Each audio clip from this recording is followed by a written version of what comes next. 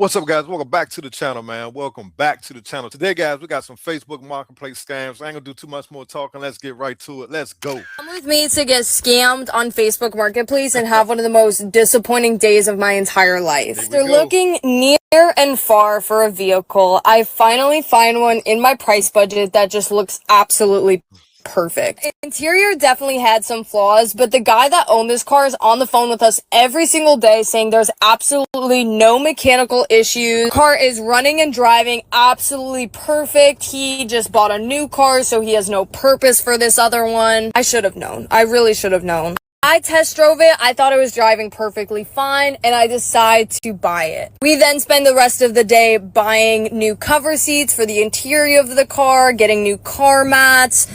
Wait a minute. First of all, she didn't even take it to get a pre-purchase inspection. Like, if I buy a car on Facebook Marketplace, I'm taking that joint straight to the shop and get it checked out.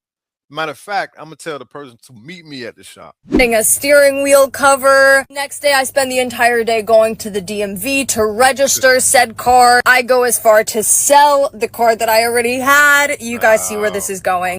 I'm trying not to choke up while saying this part. The next day comes around. On the highway, and the car completely breaks down. My gut told me this wasn't going to be an easy repair. Upon arrival to my mechanic, proceeds to tell me that the engine was rigged to sell. Would have broken tomorrow if it wasn't today. Needs a completely new engine, which is more than the car.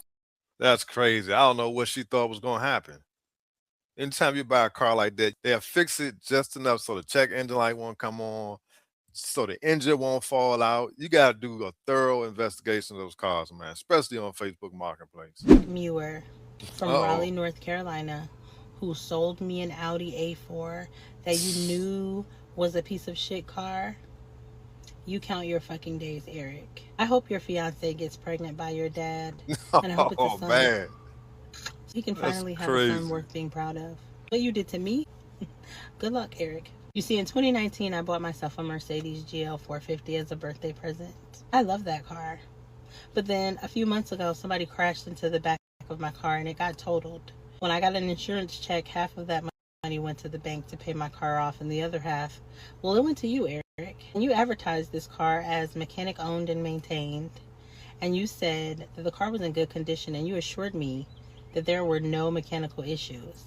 You cannot believe what they tell you over the phone or through text message, email, however you communicate with these people on Facebook Marketplace.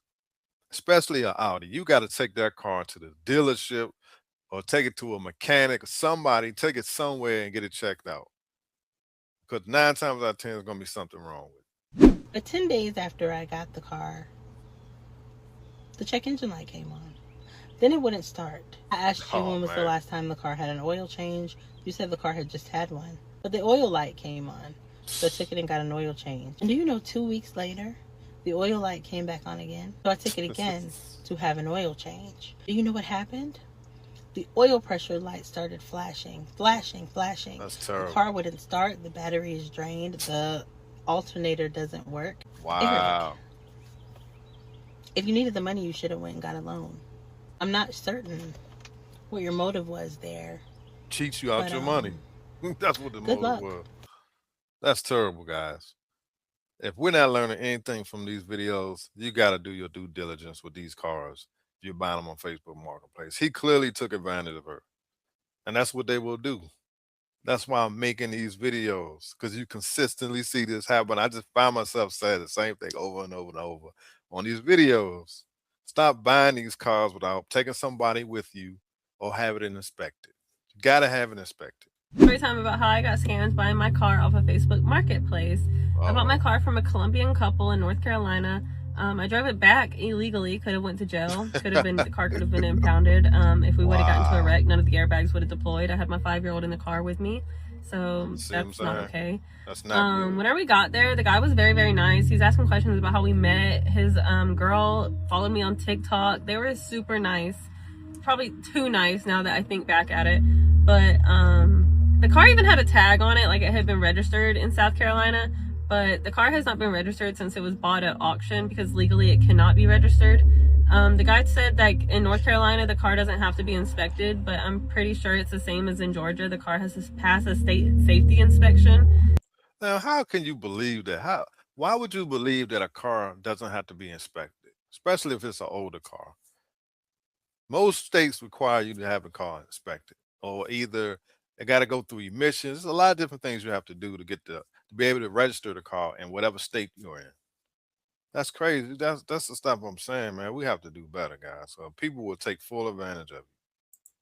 And the inspector said that 8 things have to be fixed on this car. Probably a little over $1,000 has to be put into this car before it can pass the inspection.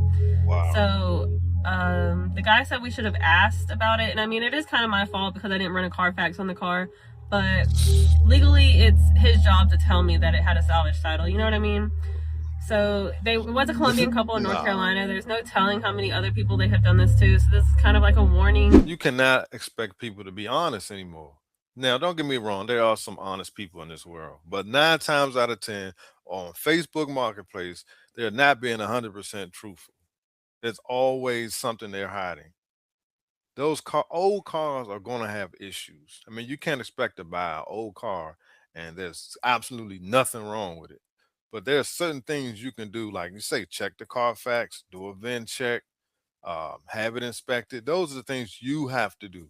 You can't expect the other person to be responsible or be truthful about the real issues that are going on with this used car. And that's where people go wrong. They put too much trust in other people, man. You can't do that, especially when you're dealing with money. Money will make people do some crazy things. Trust me. Get ready with me while I tell you about how me and my husband were scammed on Facebook Marketplace out of over $30,000. Oh, man. Here we go. So on November the 3rd of 2023, my husband was involved in a really bad accident pretty close to our home. Sorry it totaled his truck.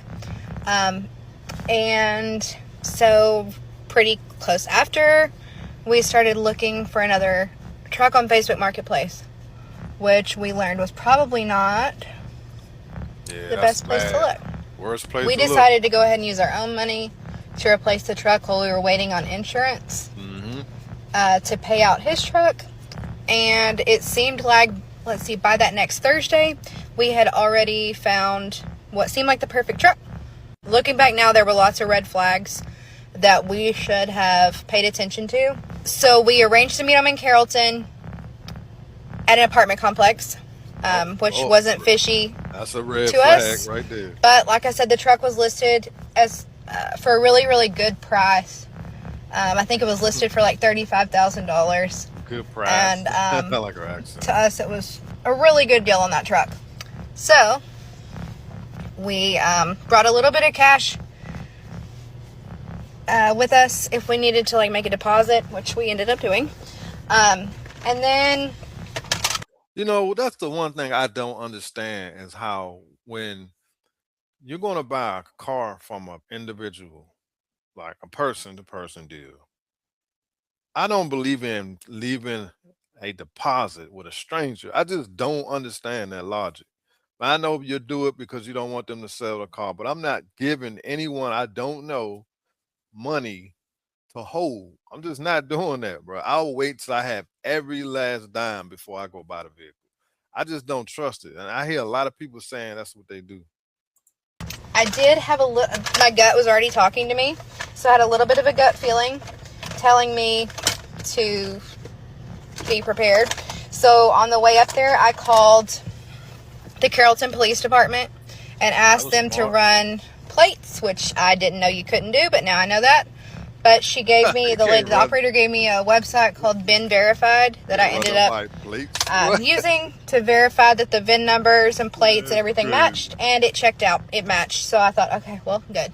So he said, actually, my uncle owns the truck. Well, let's back up. He does speak English. I don't speak Spanish, so we communicated over Google Translate. So anyways, I had to call his uncle and talk price with his uncle.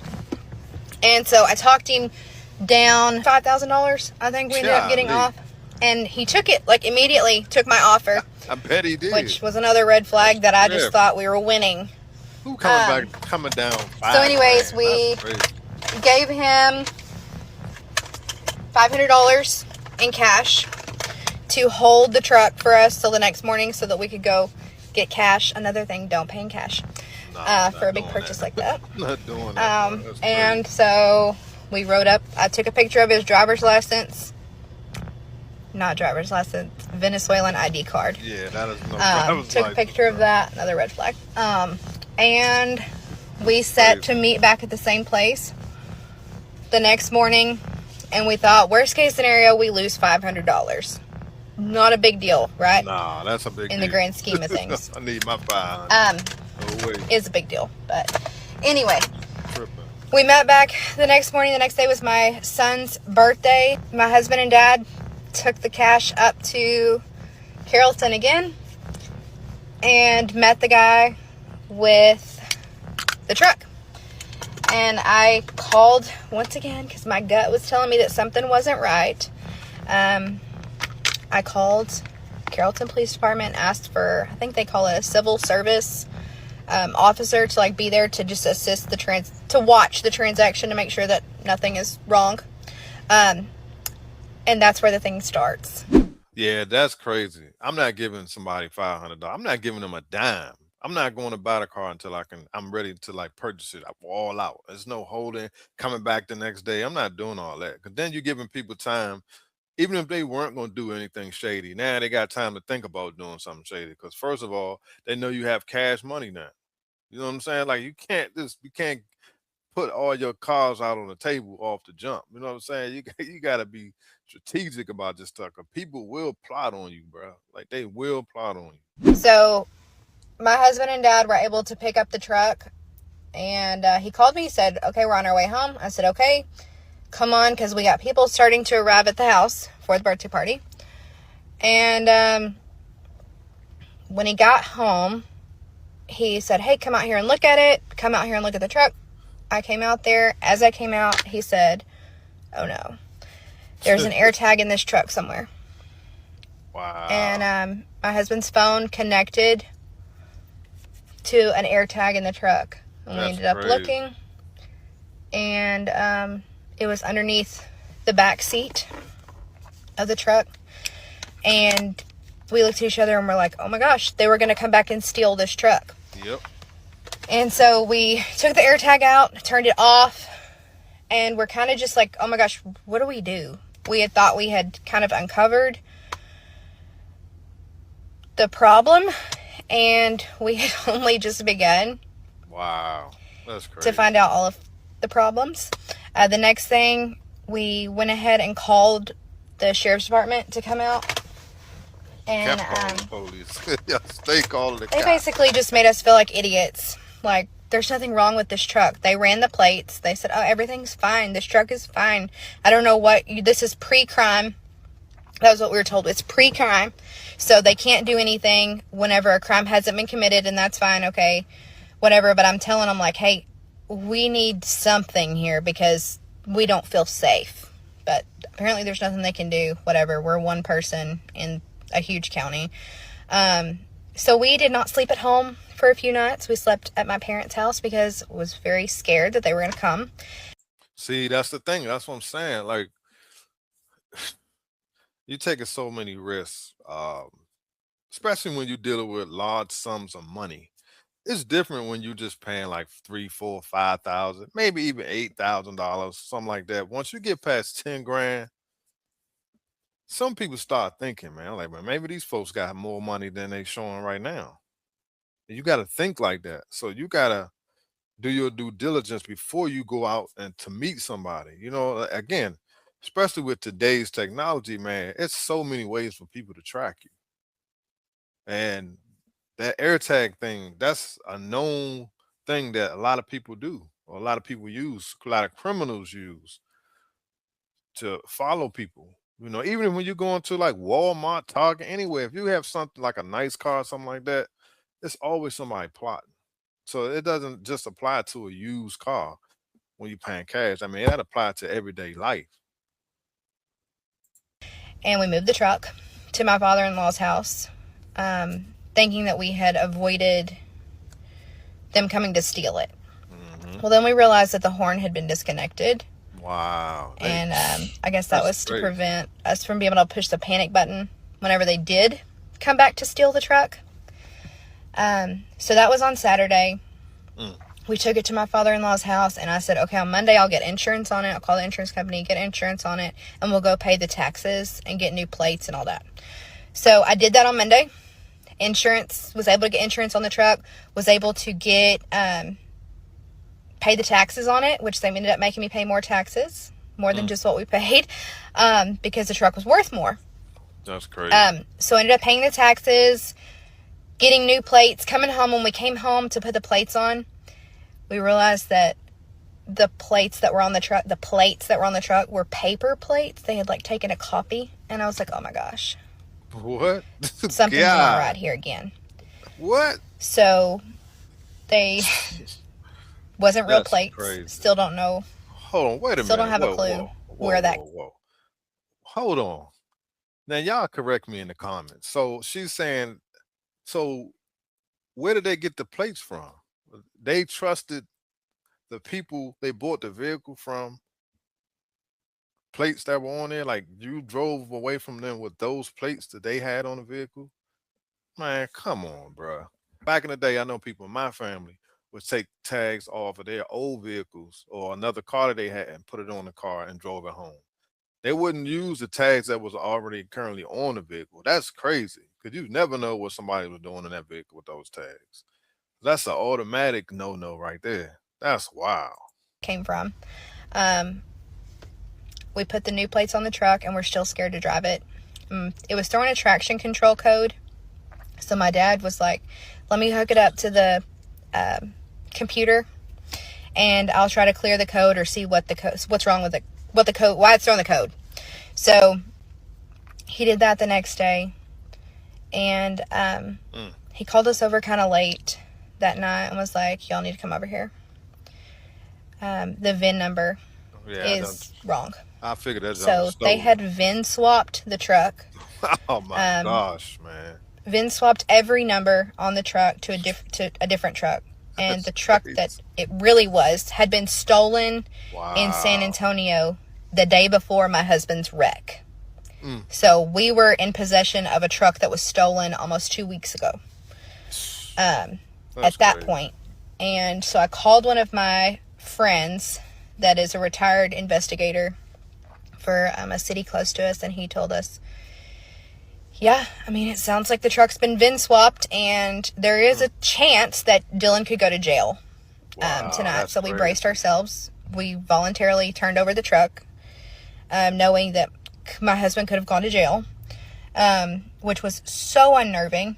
Yeah, that's crazy. Just to know you're in possession of stolen property, a vehicle like that's been stolen. And luckily I had taken pictures of everything along the way, because my gut was trying to tell me that something was wrong. Yeah, that's wild. And whenever the cops came out for the third time that evening, they're probably sick of them, bro. The investigator said, oh no, this is probably fine. You probably have a faulty code reader, because the VIN swap was so good. It was done so well that even the investigator was like, no, there's no way that this has been VIN swapped, because the watermarks are so good. Everything's so good, done so well. But it turns out it was VIN swapped. So they seized the truck that night. We lost that money, never to be seen again. This can happen to anyone. I'm not laughing at what happened to this lady. Don't get me wrong. I'm reacting to the video, because y'all be surprised some of the comments people leave. I'm not laughing at her. I'm reacting to the situation. And she's right. It could happen to anyone. And that's why I do this, man, because that's crazy.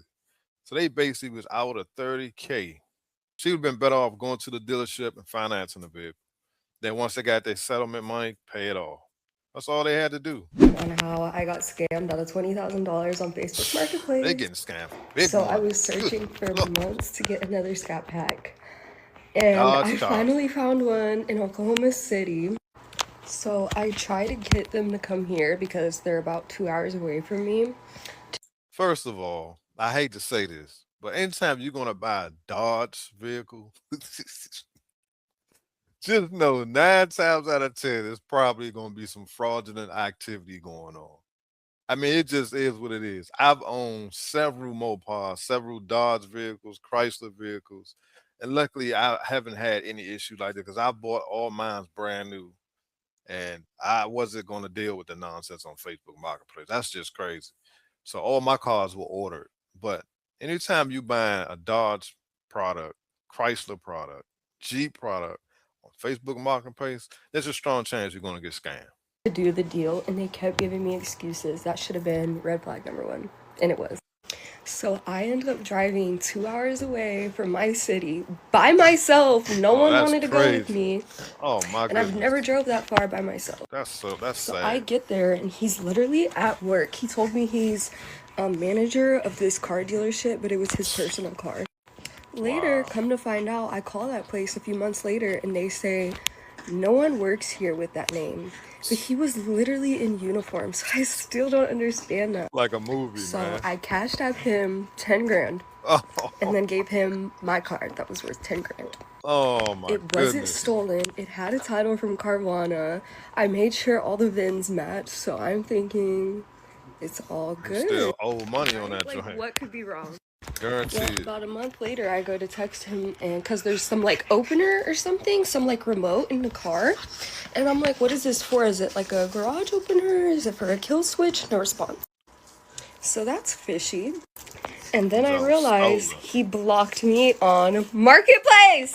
So I had his phone number. My texts were still going through there, but he blocked me on Marketplace. So then I go to the DMV, and they tell me, honey, you need to get your money back. You got totally scammed. Big time. Now, I had no clue what title jumping was previous to this. So basically, the title is from Carvana, and there's two purchasers who had signed the title, but they never registered it.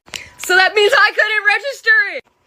I had no clue this was a thing, but this is a really, really bad thing, pretty much. I was gonna be out of 20 grand. I went to 10 different DMVs, and all of them were like, we can't help you. There's nothing you can do. You're gonna have to take them to court.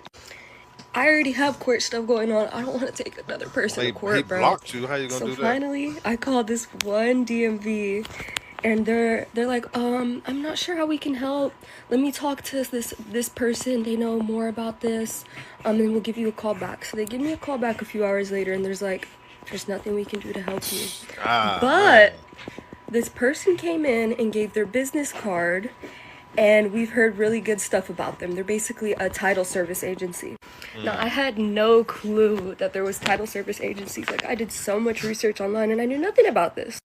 So I hit them up, and I had to pay them like $600, but it was worth it, worth being not out of 20 grand. And they helped me. Thank the Lord. And this is amazing to me, man. First of all, she should have not have gone by herself.